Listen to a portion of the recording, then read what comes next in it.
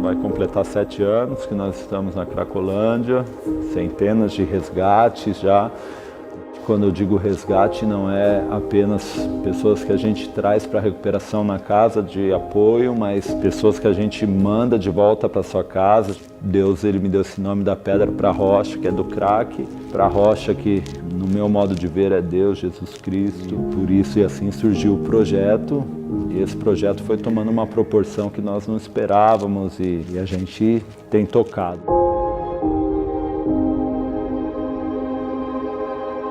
Então, aqui é um dos banheiros. Na verdade, cara, a gente teve várias surpresas quando chegamos aqui. Não existia nenhum tipo de salão disponível. Aqui foi um prostíbulo, aqui do lado foi um boteco. E assim, quando a gente entrou aqui, a gente pegou esse lugar totalmente inundado, totalmente entupido. E a gente começou a fazer uma campanha para levantar recursos para desentupir, para trazer uma empresa. E, para nossa surpresa, foram encontrados 4 fetos dentro do nosso esgoto aqui. Então, se você olhar a situação que está, a gente já tentou de tudo, já quebrou, já refez, mas tem muita coisa aqui debaixo. Tem muito lixo que vem dessas ocupações. Mas essa é a nossa luta. Nós estamos aqui por isso. Pessoas já abortaram, moças já vieram usar o banheiro para abortar, deixaram o feto dentro do vaso sanitário. Então nós vivemos coisas terríveis aqui. A Cracolândia é muito mais que usuários de crack. Então é um cenário totalmente atípico. Nós estamos aqui simplesmente para dar um pouquinho de amor, um pouquinho de confiança para aqueles que já perderam toda a esperança. Então é um suicídio social a Cracolândia. E aqui a gente traz eles têm direito de tomar um banho, trocar uma roupa e assim vai. Nós temos irmãs que estão aqui hoje no projeto que tiveram 21 gestações. 21 gestações morando na Cracolândia. Então é algo realmente muito crítico, é um flagelo da sociedade. E essa é a nossa dificuldade, mas nós não vamos parar, nós confiamos em vocês, beleza?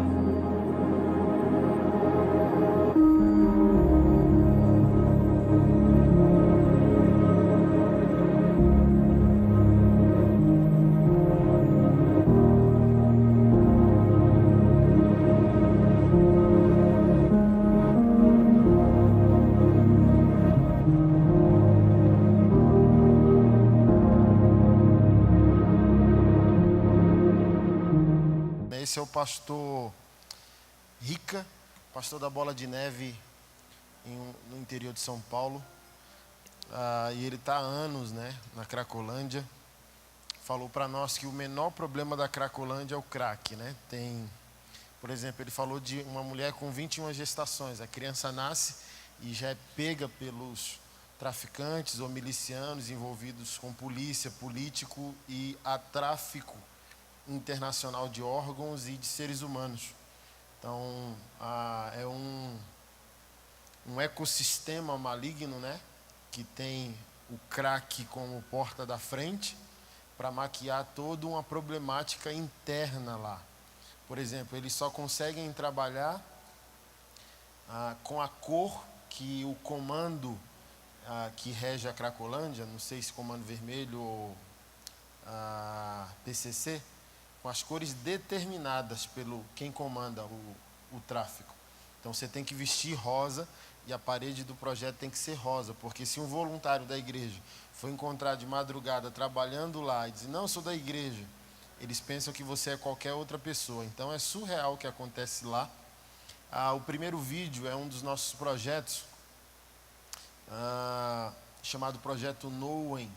Tem 8 meses mais ou menos que o nosso ministério investiu na vida desses 4 irmãos cerca de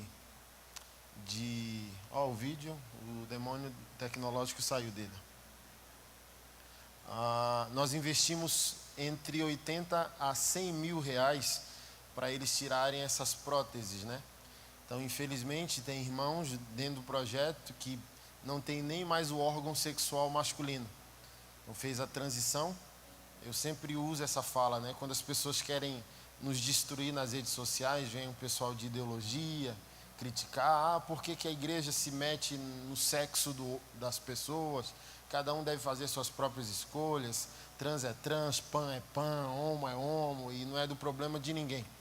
E um dia eu respondi uma crítica dessa, dizendo, olha, na hora do empoderamento, vocês estão junto com as pessoas, mas na hora do arrependimento elas estão sozinhas, e é a igreja que elas procuram para tentar refazer o que vocês fizeram.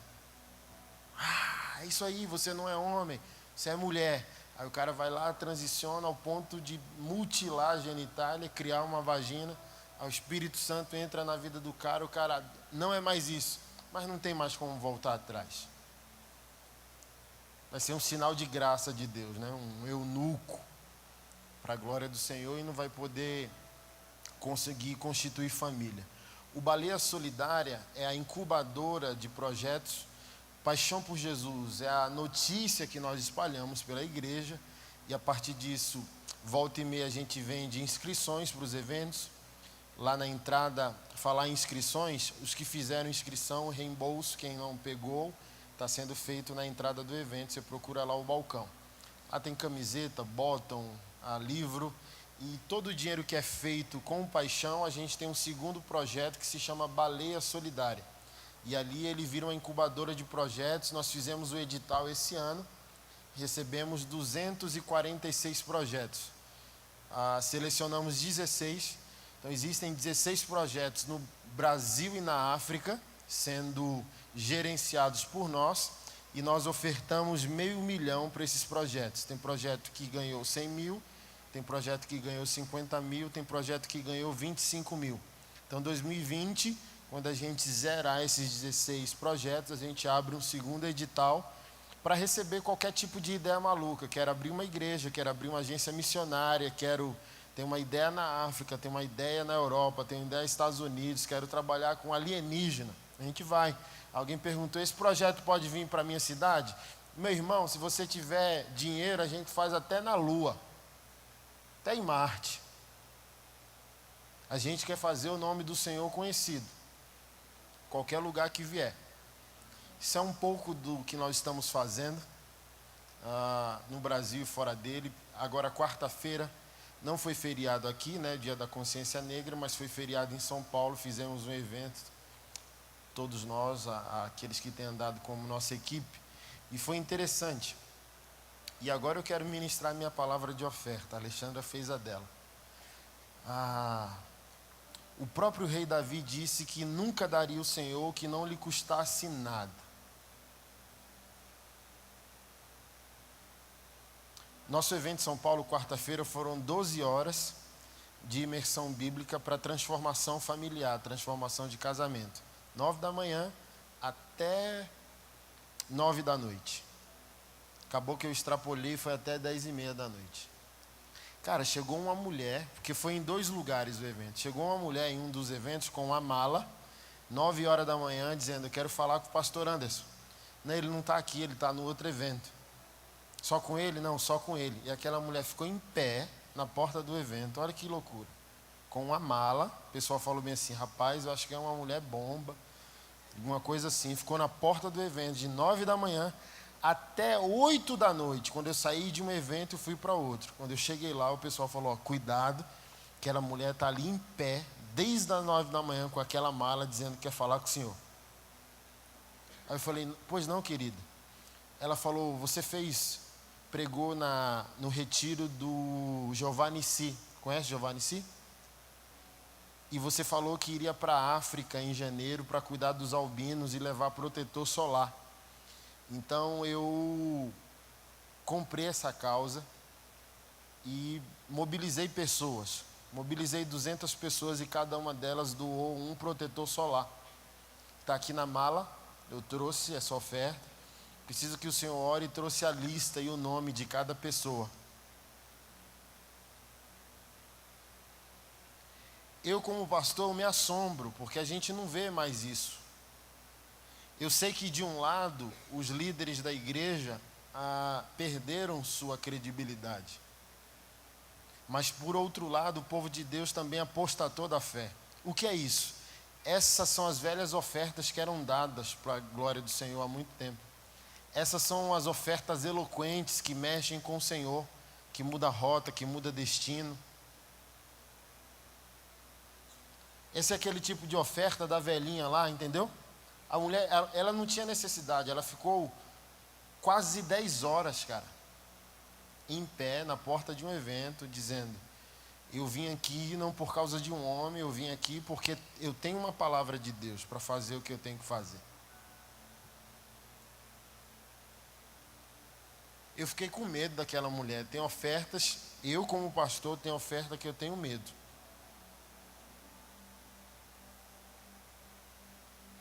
Por exemplo, a gente fez o nosso encontro de homens semana passada. Chegou um cara e deu uma oferta, um cheque de 50 mil reais. Glória a Deus, aleluia. E a gente não se encanta com números, entendeu? Sem dúvida, foi uma oferta que custou caro para o irmão. Mas tem ofertas que mexem na estrutura espiritual das coisas, e às vezes não é o valor, é o amor. É que tipo de impacto aquilo gera dentro de nós, é de onde nós estamos fazendo aquilo.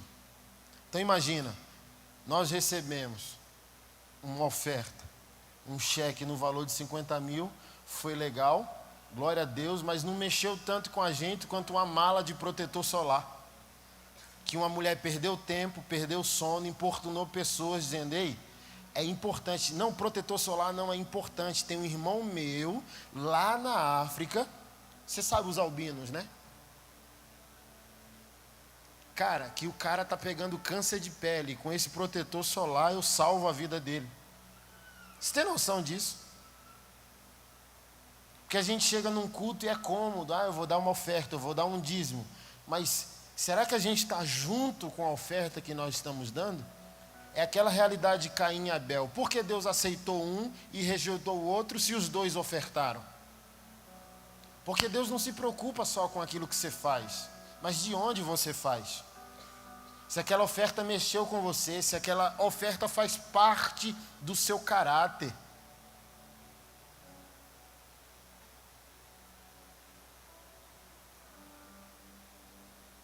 E eu queria escrever um livro sobre Jó. Ele tem me emocionado muito. Eu quero encerrar minha fala,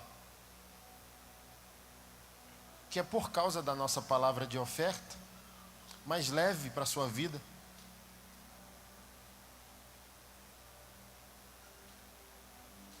Eu creio que para tudo aquilo que nós fazemos para Deus e em nome dEle, Ele tem uma resposta para nos dar. E essa resposta geralmente transforma o nosso caráter.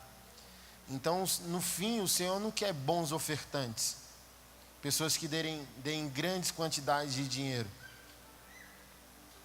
O Senhor quer adoradores. Porque se você for um adorador, o que o Senhor não teria de você? É só Ele falar bem assim: eu quero isso aqui. Se você for um adorador, irmão, você dá a sua vida, dá seu tempo, dá seu carro, dá seu caráter, dá tudo, dá seu arrependimento, dá o seu perdão, dá o seu amor. Mas do que adianta uma grande oferta de alguém que não é um adorador? Uma vez a liderança da nossa igreja chegou e falou: pastor, os caíram da igreja, acho que o senhor tem que apertar o povo lá domingo no altar. Eu falei: não vou não. Não, mas então não vai pagar o aluguel da igreja, que não paga, a igreja não é minha, é de Jesus. Se ele não sustenta a igreja que é dele, fecha e vamos vender, fazer outra coisa. Mas igreja não é empresa, eu não posso chegar lá em cima e arrochar o povo por uma responsabilidade que não é deles e nem minha. A igreja é do Senhor Jesus. Se ele não pagar a conta, está difícil. Aí eu cheguei para a minha liderança e disse: o que é pior? A nossa igreja não ter dinheiro para pagar o aluguel, ou a nossa igreja ter muito dinheiro de pessoas que Jesus não tem?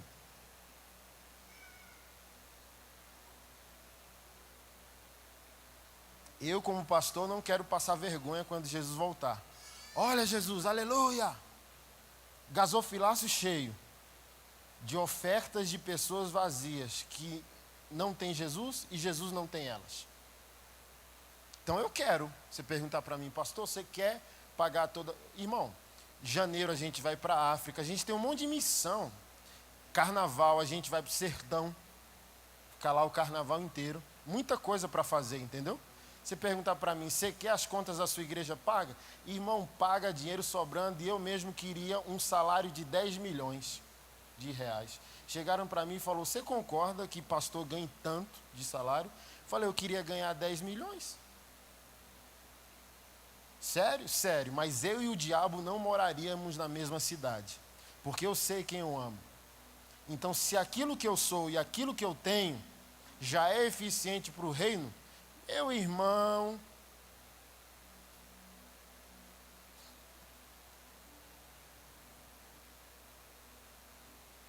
eu falo, o problema não é quanto a igreja tem ou quanto pastores ganham. A questão é se Jesus manda na nossa vida. Porque quando Ele manda, a conta zera. Quando Ele manda, as coisas mudam. Quando Ele manda, as pessoas não resistem. Porque você abre a palavra, Gênesis 1 diz, sem forma e vazia, e disse Deus. Ou seja, nada é nosso, tudo é dele. Mas eu não quero ser pastor de um povo que é crente no domingo. Eu quero ser pastor de um povo que ama Deus, ama como Deus ama e ama quem Ele ama. Aí eu falei, não vou falar não. Deus me livre ter muito dinheiro na conta da igreja de gente que não ama Jesus. Irmão, sabe qual é o maior absurdo que eu acho da fé? Toda vez que eu estou ministrando uma palavra de dízimo e oferta, eu falo isso.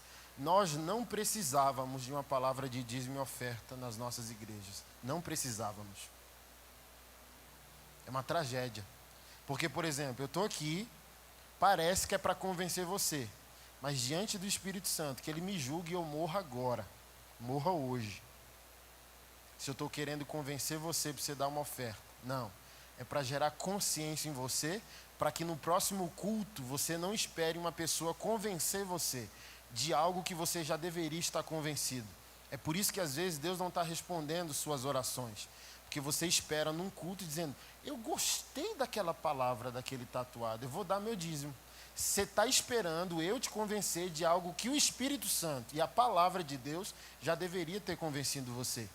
Ei, seja santo. Aí você diz, não, já estou voltando, já santifiquei. Ei, dê seu dízimo. Foi a primeira coisa que eu fiz quando cheguei na igreja. Ih, cuida do pobre. Ih, cara, chegou tarde, irmão. Enquanto você precisar do altar convencer você de algo que a Bíblia já deveria ter convencido, você ainda é criança na fé. E crianças não têm grandes responsabilidades, por isso que talvez você não está vendo grandes milagres na sua vida. Eu cheguei o dia, irmão, minha igreja que eu congregava era no centro de Taguatinga. Do culto acabar, eu deixar o pouco dinheiro que tinha, trabalhava aqui na QNH, setor de oficinas, numa autopeças de caminhão. Então, quantas vezes eu não deixei minha esposa chorando de dor, porque a gente saía do centro de Taguatinga a pé. Tem dinheiro? Não, tem dinheiro não. Deixei de oferta e dízimo na igreja. E a gente morava num barraco no Penorte. E eu trazia essa mulher chorando do centro de Taguatinga até o Penorte, de dor nos pés. E eu falei, se esforça, mulher. Vamos matar o diabo de raiva, adora um pouco mais.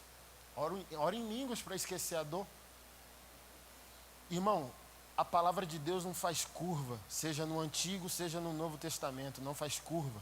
A palavra de Deus disse, por isso eu não preciso que ninguém me convença. A palavra de Deus, se eu sou um crente radical, nascido de novo, é a palavra que tem que me convencer. A palavra diz, sede fiel no pouco, no muito eu te colocarei. Você tem noção hoje?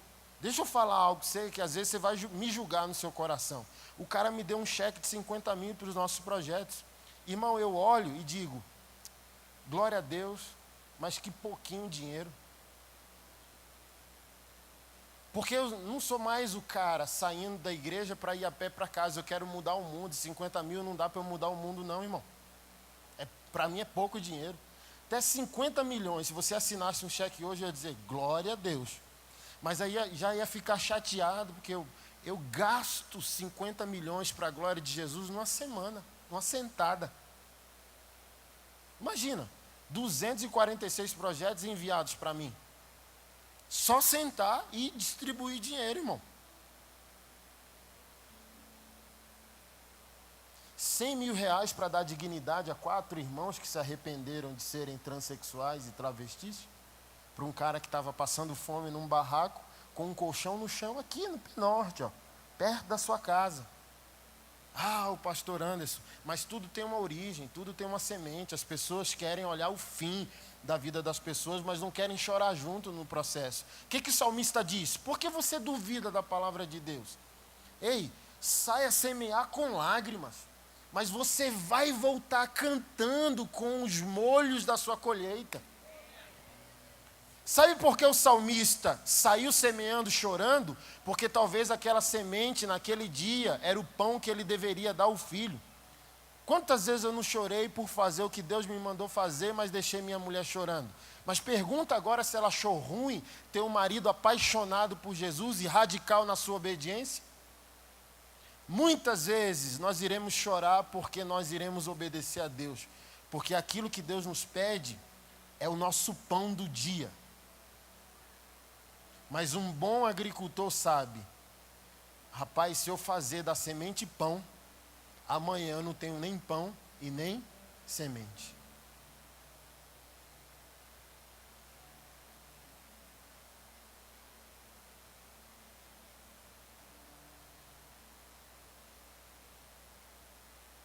Por isso que eu fiquei com medo da mulher da mala dos protetor solar. Que aquilo é coisa de gente maluca, igual eu sou maluco, irmão. Aquelas ofertas assim disruptivas, revolucionárias, você fala, você não está diante de alguém comum. Você está diante de alguém maluco, você está diante de alguém apaixonado. Você está diante de um crente fora da caixa. Você está diante de um crente que não precisa o púlpito dizer o que fazer, porque ele já se antecedeu. Um crente radical vive de maneira antecedida. Imagina, irmão, a gente vai para a África, fazer grandes coisas lá em 2 semanas, e essa mulher que mandou uma mala de protetor solar, irmão, tudo aquilo que a gente vai fazer lá e vai levar a glória, no final o galardão é dela quando Jesus volta. Jesus volta e essa mulher diz, olha, Senhor, me perdoa, eu só evangelizei 10 pessoas. Ela vai dizer, você não sabe de nada, filho. Sabe aquela mala de protetor solar que você deu? Aqueles caras foram para a África, falaram com 1.000 pessoas, essas 1.000 pessoas viraram 10.000, que viraram 50, que viraram 500.000, e no final das contas eles não levam nada porque você é a origem. Sua oferta desencadeou uma reação em cadeia. O galardão é seu. Vem para o descanso do seu Senhor. Deixa eu falar um negócio para você. Duvide de suas dúvidas. Nunca duvide do que está escrito.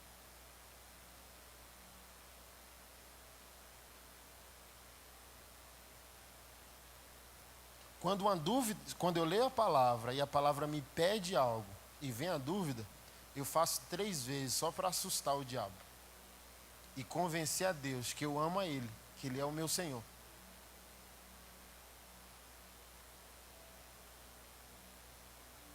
Jó disse, para eu poder encerrar, verso 29, capítulo 29, verso 1.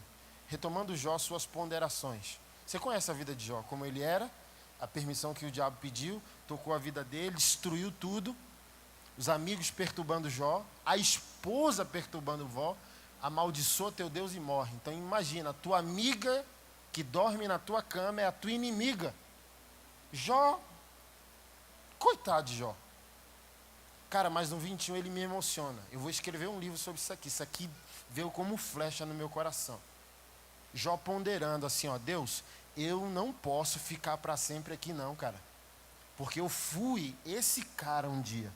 E porque eu fui esse cara, eu tenho uma semente semeada. É como se Isaías falou que a gente pode fazer essas orações a Deus. Malaquias prova que a gente pode, de vez em quando, fazer orações desafiadoras a Deus. Em Malaquias o Senhor diz, põe a minha prova. Você quer ter isso mais forte que esse? Você tem peito? Anderson, você tem peito? Você tem coragem de levantar o dedo e dizer, Deus, eu fiz. Você tem essa moral, Anderson? Se você tiver, põe a minha prova. Briga comigo, discute comigo. Tem moral? Vamos discutir. Isaías também, tipo assim, ó, me traz a memória. Vamos discutir a tua causa. Bora, argumenta. Põe na mesa as provas que tu me obedece. Põe na mesa as provas que tu me ama. Põe na mesa as provas que você fez. E por isso eu sou obrigado a fazer. E Jó recorreu a isso. Ponderou. Ah, quanta saudade eu tenho dos meses do passado. Dos bons dias em que Deus me protegia do mal. Quando a sua lâmpada brilhava sobre a minha cabeça e mediante a sua luz eu caminhava seguro em meio à densa escuridão. Como eu tenho saudade dos dias de plena saúde, quando a amizade de Deus abençoava a minha casa. Quando o Todo-Poderoso permanecia junto a mim, enquanto caminhávamos e meus filhos estavam ao meu redor. Olha o que ele disse, no verso 10. Ei, Senhor, eu fui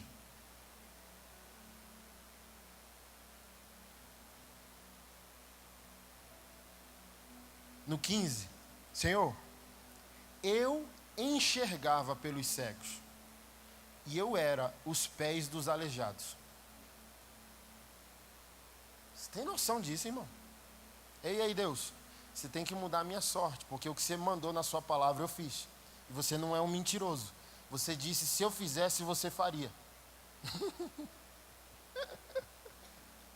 Eu fui os olhos dos cegos. Sabe os cegos, Senhor? Os cegos existenciais, os cegos físicos, os cegos espirituais. Eu enxerguei por eles, eu comprei a causa deles.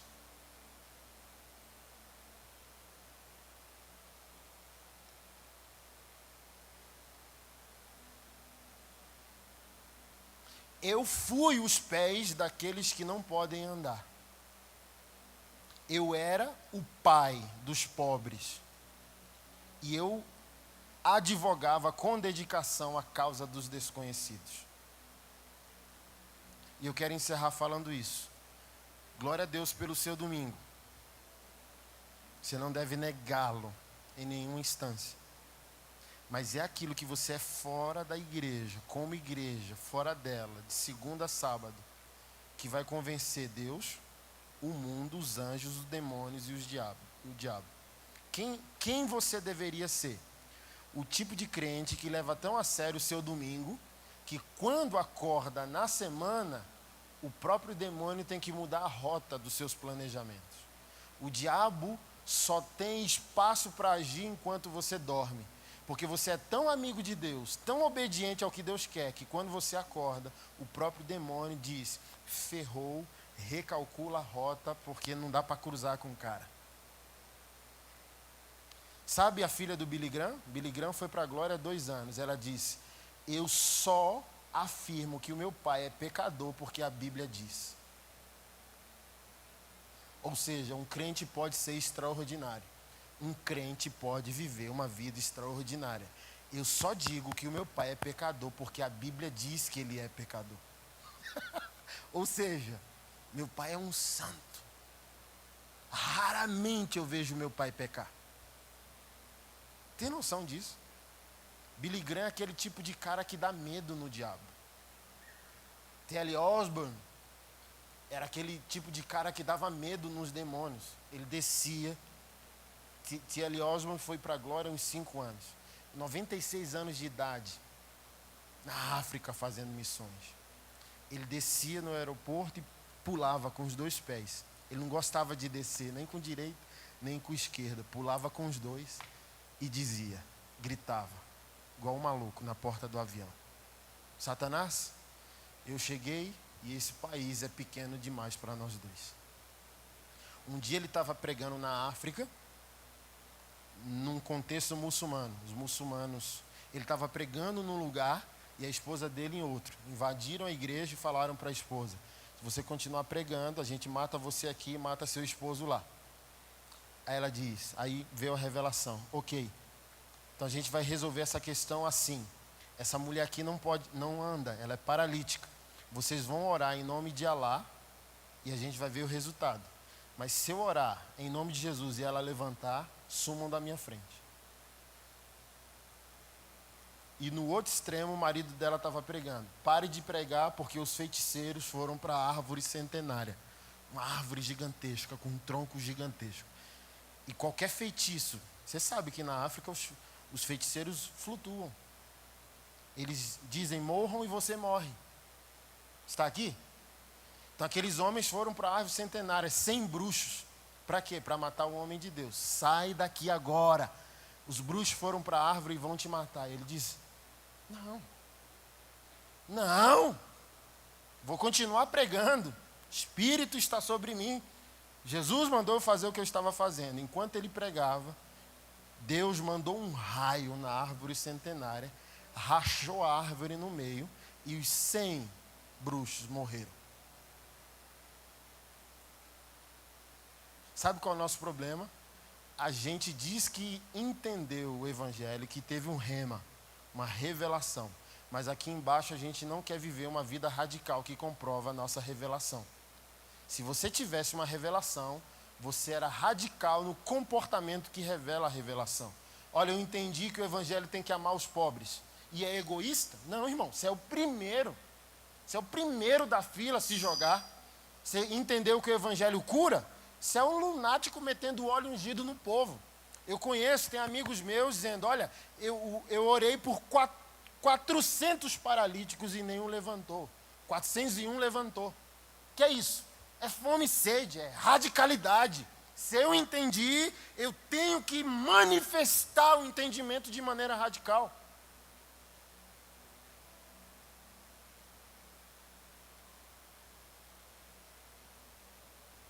Deus, eu entendi o teu reino. Manifeste-o de maneira radical. Jesus, eu tive uma revelação. Prove.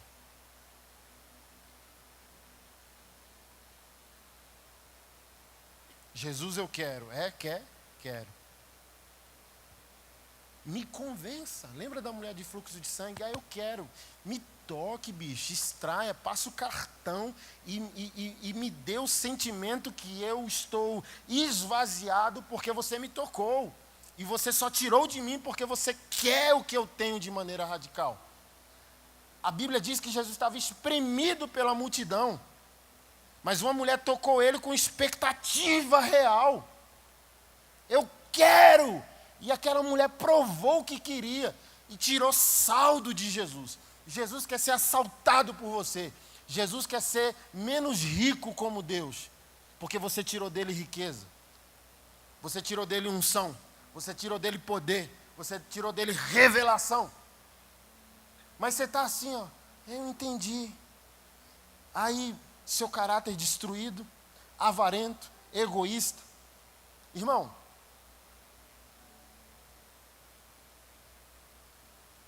se você de fato entendesse o que você diz entender, você estava disponível a Jesus ter 90% da sua vida e você ficar com 10%. Era o oposto da lei.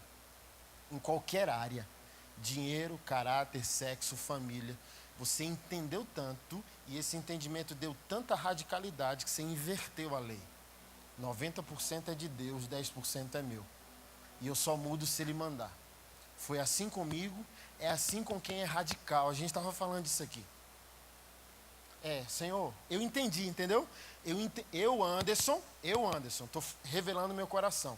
Eu acho que eu entendi o evangelho. Eu tenho vergonha de ser dizimista. Eu tenho vergonha de pegar o meu dinheiro no final do mês e ousar pegar uma calculadora e dizer, deixa eu ver quanto que vai dar 10%. Porque o Novo Testamento diz em Romanos 8 que o Filho de Deus é guiado pelo Espírito de Deus. E eu já estou pronto para o prejuízo. É assim, Jesus, deixa eu dar só 10% esse mês, que eu entendi. E porque eu entendi, Ele tem espaço de ação no meu coração. Ele tem o poder de quebrar o meu egoísmo.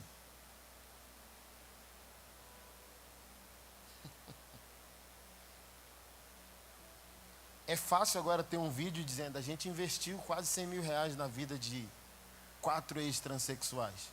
E na hora, eu vou confessar meu pecado, na hora eu me empolgo. Pastor Anderson, tal parada. Eu abraço irresponsavelmente, para depois calcular o prejuízo. Não, compro. Eu trouxe o cara do Peru. E aqui a gente veio descobrir que o irmão estava com HIV, imunidade baixa. Aí já veio o diabo dizendo: você vai botar o cara na cirurgia para tirar o seio, o cara vai morrer porque tem HIV e acabou seu ministério no Brasil. Pastor promete curar gay, faz cirurgia e mata ex-transexual na mesa de cirurgia. Ó as ideias do diabo. Pastor, tem que pagar a passagem dele para o Brasil. Quanto? 8 mil. Aí começou a miar, irmão. Aí que eu estou dizendo para você, eu entendi, e eu só provo que entendi se eu for radical no meu comportamento. Dizer com a emoção é isso é uma coisa. Agora botar a mão no bolso para provar que você entendeu é outra. Tem que pagar a passagem dele, pastor. 8 mil, tem que pagar hoje. Aí imagina a cara de sem graça. Pastor Anderson, hoje tem que fazer a transferência do sinal do médico para garantir a data da cirurgia. Quanto? 20 mil sinal, pastor. Pastor, tem que pagar isso, tem que pagar o anestesista, pastor, agora tem que pagar o último boleto da cirurgia. Quanto? 40 mil, pastor, tem que transferir para o médico. Aí eu sentei. Porque todo mundo é gente, né? Todo mundo é humano, todo mundo tem medo, todo mundo tem dúvida. Será que eu não fui radical demais? Será que eu não fui maluco demais? Será que eu estou querendo ser o cara mais amoroso que o próprio Jesus? Aí eu sentei, dizendo: meu Deus, que maluquice. Porque foi quase 100 mil e 40 mil foi só um bumbum de um irmão para tirar. Aí eu sentei assim em crise, diante de Deus, estou confessando o meu coração a você. Sentei e já veio as setas do diabo dizendo: o que você tem a ver com a bunda dos outros?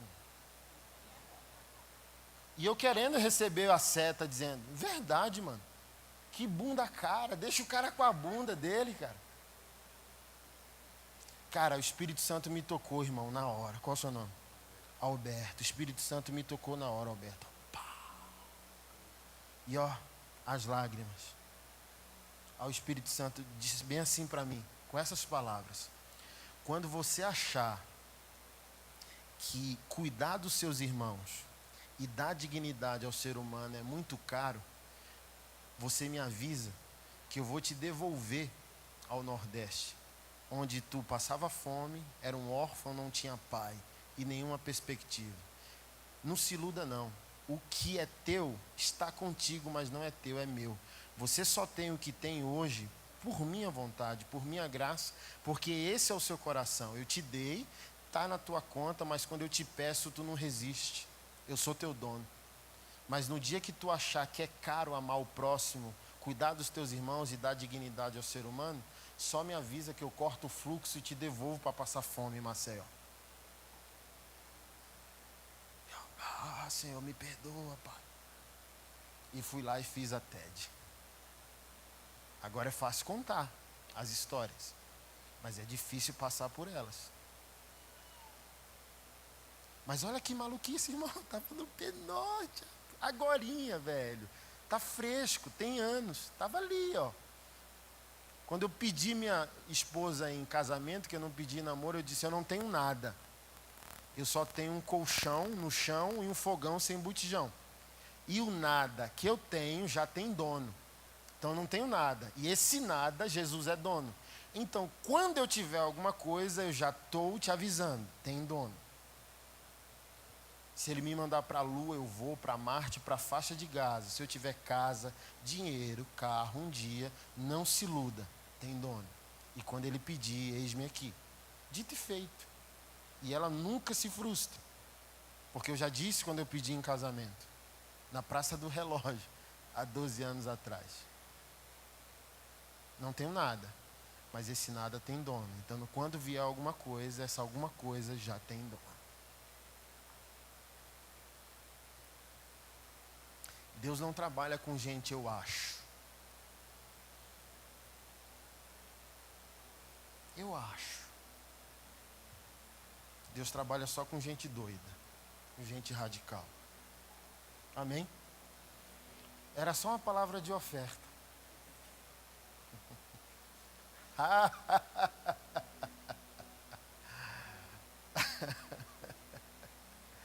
Eu amo o evangelho, eu amo a igreja, eu creio nesse negócio doido que Jesus pediu a gente para fazer. Eu creio que a gente é capaz de fazer uma revolução espiritual e social tão profunda que vai chegar o dia que eles não terão mais nada para falar. Por exemplo, quando a esquerda me ataca de maneira frenética, a gente tem um trabalho de masculinidade que eles dizem que é machismo, que é não sei o quê.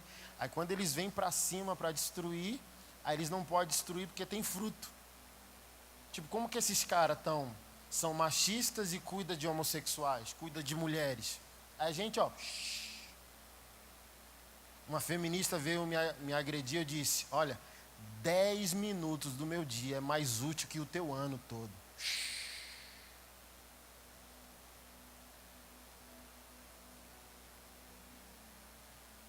Isso que a igreja deveria fazer. Adorar no domingo e transformar a semana. E como isso é possível? Está na Bíblia.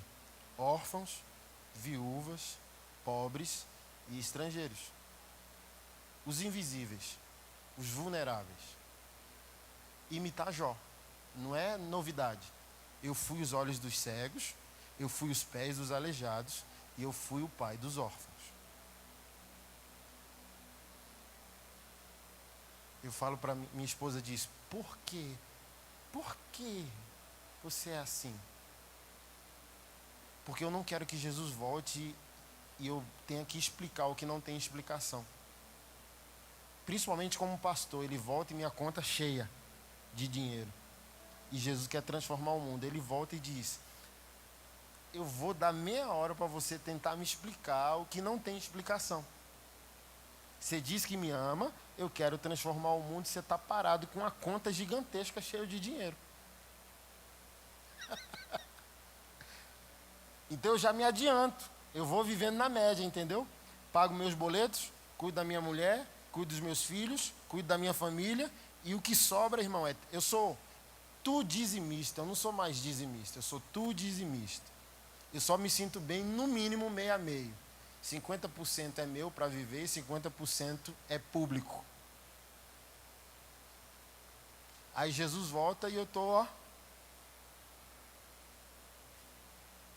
bem. Porque eu não vou ter que explicar nada. Ele vai pedir uma CPI minha, tipo, me dá tuas 5 contas bancárias, me dá os teus 30 anos de fé e deixa eu fazer um relatório aqui.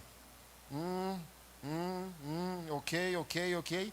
Não posso estar em incoerência quando ele voltar. Não posso.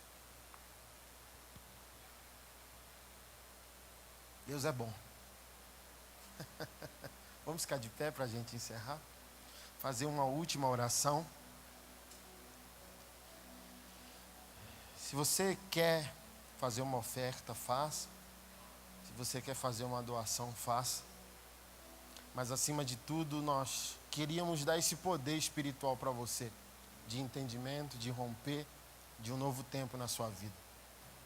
Talvez você ouviu coisas hoje aqui nessa noite que podem mudar definitivamente seu destino. Pai, obrigado, Senhor, pela tua fidelidade, pela tua palavra, pelo teu amor, pela tua igreja, pelo teu Filho crucificado, pelo teu Espírito que habita em nós, que nos transforma, que nos conduz segundo a tua vontade. Obrigado por essa noite, obrigado por nossas vidas. Nós somos a tua igreja e nós estamos preparados para um novo tempo. Nós esperamos esse novo tempo. Nós percebemos que nós estamos diante de um novo tempo espiritual sobre o nosso país, onde o Senhor vai chamar homens, mulheres, ministérios, bandas, igrejas para um novo tempo, um tempo radical, um tempo pleno em todas as áreas, espiritual, social, financeira, familiar, um tempo de poder, um tempo de graça, um tempo de unção, um tempo de transformação. E nós liberamos nessa noite poder do alto sobre nós, poder transformador, poder, Senhor, sobre nós, transformando, Senhor, o nosso interior, transformando as situações de nossa vida, nos conduzindo segundo a Tua vontade, Senhor. Marca-nos nessa noite, que essa noite seja um testemunho, um símbolo de um novo início, onde, Senhor, segundo a Tua vontade, nós viveremos um novo tempo. Nós oramos pela igreja no Distrito Federal, que venha sobre nós um novo tempo, que venha sobre a igreja de Brasília um novo tempo, de unidade, transformação, seriedade, santidade segundo o Teu querer, Pai, em nome de Jesus. Obrigado pelos ministros, Senhor, dessa noite, Senhor, pela banda dessa noite, pelos pregadores dessa noite, pelos pastores locais dessa casa de oração. Obrigado pelos meus irmãos que estão aqui, cada família representada, cada ministério representado, cada igreja representada. Que a graça do Senhor nos batize, que a graça do Senhor venha sobre nós, Pai. Nós Te agradecemos por cada doação, por cada oferta. Nós abençoamos os nossos irmãos nessa noite, Senhor. Que eles vejam a resposta fiel do Senhor. Quando nós, Senhor, fazemos em amor o que a Tua palavra nos ordenou fazer, nós podemos ver um novo tempo. Então eu oro, Senhor, por respostas sobrenaturais na vida dos meus irmãos. Portas fechadas que não são Tuas e portas abertas determinadas pela Tua soberania. Eu abençoo os meus irmãos pelo um novo tempo. Que eles testemunhem que as sementes dessa noite romperam um novo tempo na vida de muitos deles. Em nome do Senhor Jesus Cristo. Amém.